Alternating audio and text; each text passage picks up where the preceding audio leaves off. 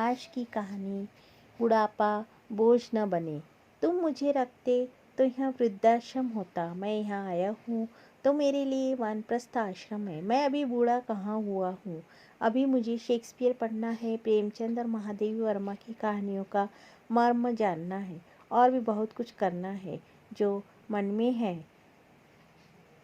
आज बच्चों की जिद पर उन्हें गिरगांव चौपाटी ले गई। वहाँ श्री पंडित से मुलाकात हुई, जो 10 वर्ष पूर्व हमारी ही सोसाइटी में रहते थे। रोबदार चेहरा, उत्साही मुस्कान, बच्चों के साथ बैठकर रेत के घर बना रहे थे। उनके साथ समुद्र की लहरों में भीग रहे थे। उम्र होंगी 75 के करीब। सुखी जीवन के पहलू खुलते खुलते जीवन के उतार चढ़ाव भी उनकी आंखों से, बातों से परिलक्षित हो रहे थे। 6 साल पहले पत्नी चल बसी। लड़के लड़कियां सुस्थिर, विवाहित, उच्च पद पर आसीन थे। कुछ ऐसा कि नज़र लग जाए। फिर भी अकेलापन आदमी को काटने को दौड़ता है। परंतु इसका एहसास हो इसके पहले ही एक सुंदर से आश्रम, वृद्धाश्रम में प्रवेश ले लिया और जीवन संध्या जैसे महक उठी। बच्चों ने बहुत विरोध किया। पापा, ये क्या पागलपन है? घर में कोई तकलीफ है क्या? हमसे कोई गलती हुई है क्या? फिर यहाँ अलगाव क्यों? यहाँ वृद्धाश्रम क्यों? पंडित बोले, बेटे यहाँ अलगाव इसलिए कि जब तक मैं हूँ थोड़ा अंतर रहे। यहाँ ठीक है। तुम मुझे रखते तो मैं यहाँ वृद्धाश्रम होता। मैं यहाँ खुद आया हूँ। तुम तो मेरे लिए ये वानप्रस्थ आश्रम है। मैं अभी बूढ़ा कहाँ हुआ हूँ। अभी मुझे शेक्सपियर पढ़ना है, प्रेमचंद और महादेवी वर्मा की कहानियों का मर्म जानना है और भी बहुत कुछ करना है जो मन में है। मुझे फिर बंधन में मत बांधो। और यदि कहे तो वे एक फ़ोन की दूरी पर है, या फिर उनके लिए मैं इस दुनिया में हूँ ही नहीं।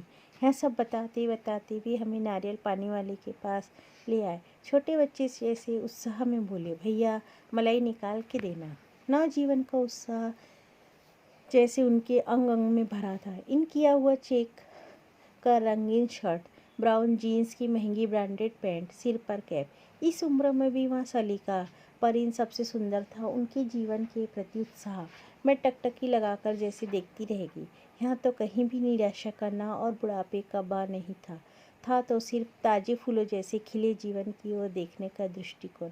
मैं बहुत प्रभावित हुई। उनका पता मांगा तो बोले, यदि दे भी दूँ तो आज की पीढ़ी के पास समय कहाँ है। 2 दिन तुम्हारे पर्स में चिट पड़ी रहेंगी और तीसरे दिन तुम फेंक दूंगी।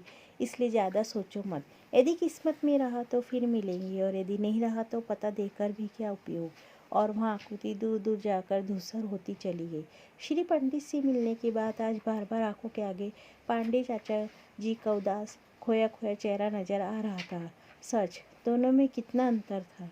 चाचा जी तो बेचारे मशीन बनकर रह गए थे। इस उम्र में भी सुबह उठकर पोते को स्कूल बस के लिए छोड़ना, दूध, तरकारी और अन्य सामान लाना, बिल भरना, न जाने ऐसे कितने ही काम उन पर थोपे गए थे। रिटायर्ड की तख्ती जो लगी थी उन पर, कामों की फेरहिस्त हनुमान के पूछ की तरह दिनों दिन बढ़ती जाती थी। परेशान हो गए थे संघर्षों और पैसों की कमी से। उनके कंधे 50वां वसंत पार करते करते ही झुक गए थे। एक तरह की गूंगी लाचारी आ गई थी। बस तब से बुढ़ापे का डरावना सफ़ेद भूत उन्हें खूब डराता था। आज उनसे मिलने का निश्चय किया। दुविधा भी थी, क्योंकि उनसे किसी का मिलना जुलना बहू बेटे को पसंद नहीं था।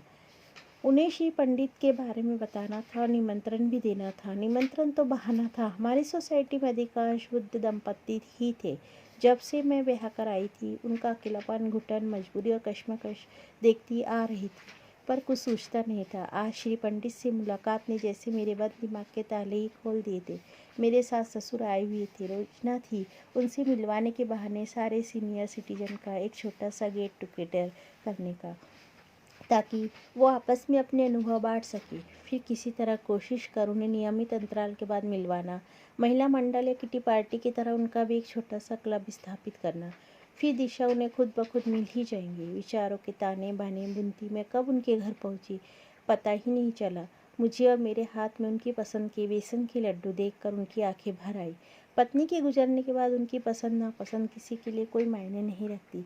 सारी कहानी बताकर बोले, जरा अभी खाली होता तो लगता है घड़ी का सेकंड का कांटा भी 100 किलो का वजन लेकर चल रहा है। कोई मेरी सलाह नहीं मानता। मैं सठिया गया हूँ क्या? मैंने भी बेटी के हक से प्यार से उन्हें समझाते हुए कहा, चाचा जी, अब आप गृहस्थी की जिम्मेदारी से भी रिटायर हो जाइए। इसका बोझ आगे की पीढ़ी के कंधों पर है। इस बोझ से यदि उनके पैरों में मोच आ जाती है तो अपने अनुभव का बल दे, परंतु यदि उनके ना मांगने पर भी आप अपने अनुभव और उपदेशों की बेड़ियाँ उनके पैरों में डालते रहेंगे तो उनका चलना मुश्किल हो जाएगा और वो ये बेड़ियाँ उपेक्षा की धार से काट फेंकेंगे। बिल्कुल सच कह रही हो बेटी, आंखों के आगे एक पर्दा था जो तुमने हटा दिया। सच, पंडित ने अच्छा निर्णय लिया। मैंने फिर धीरे से उन्हें अपनी योजना बताई। उनका आश्वास उत्साहित स्वर इस बात की गवाही दे रहा था कि उन्हें एक दिशा मिल गई और जीने का मकसद भी। आखिर वह दिन आ ही गया। सबकी 100% उपस्थिति ने तो मुझे चौंका ही दिया। पहले मैंने अपनी सास का परिचय कराया कि कैसे वह वर्तमान से शीघ्र ही एक रूप हो जाती है, और वे बोली, बेटा, औरत की भूमिका तो बचपन से लेकर बुढ़ापे तक बदलती रहती है, इसलिए हर बदलती भूमिका का स्वागत वो उत्साह से करती है। फिर मैंने उनके व्यस्त कार्यक्रम बताए, जैसे नाती पोतियों की पढ़ाई में मदद करना, त्योहार पर या कभी खाने में एक हाथ डिश बना देना, कभी थोड़ी बुनाई, कभी सिलाई, और जितना शरीर में सामर्थ्य हो उतनी महिला मंडल के कार्यक्रमों में उपस्थिति। इस पर मुस्कुराती हुई बोली, अपने अधिकारों का नगाड़ा बजाने के बजाय मैं प्रेम और वात्सल्य की बीन बजाए तो सब कुछ सरल हो जाएगा। बढ़ती उम्र के बदलते अधिकारों के सत्य को स्वीकारे। स्त्रियां तो बड़ी आसानी से स्वीकारती है, पर पुरुष नहीं। इसलिए तो पानी में पड़े तेल जैसे संसार से अलग थलग पड़ जाते हैं।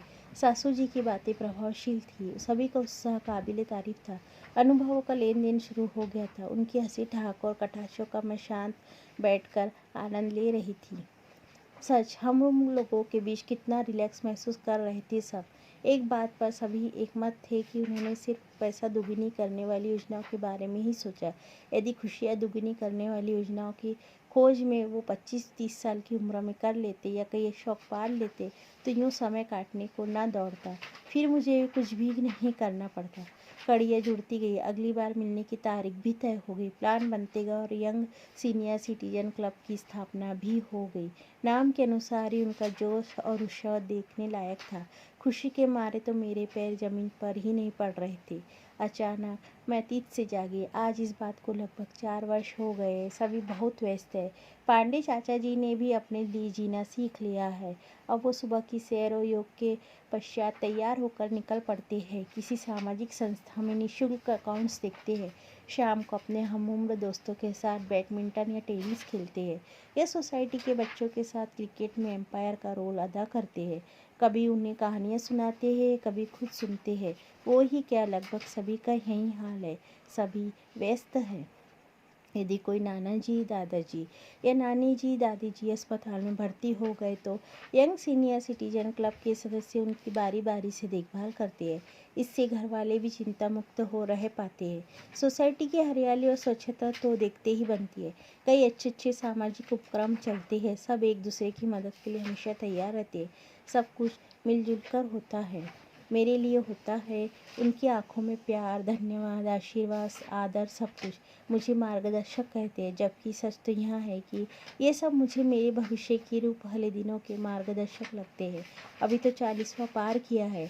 यदि ईश्वर ने लंबी उम्र दी भी तो ऐसा ही जोशीला, महकता और रुबाबदार व्यक्तित्व मेरा भी साथी होगा। मेरा बुढ़ापा बोझ ना बने। मैं अपने लिए अपने जैसा जीऊँ। जीवन का रोना धोना राम कहानी लोगों को सुनाने की बजाय मैं पंडित भीमसेन, हरिप्रसाद, लता और पंडित रविशंकर के सुरों में खो जाऊँ। जीवन की अंतिम सांस तक मेरी लेखनी लोगों का स्पंदन कागज पर उतारती रहे और आगे की पीढ़ी दिल से सोचे, मम्मी रहे, कभी छोड़कर ना जाए, और रहे बस।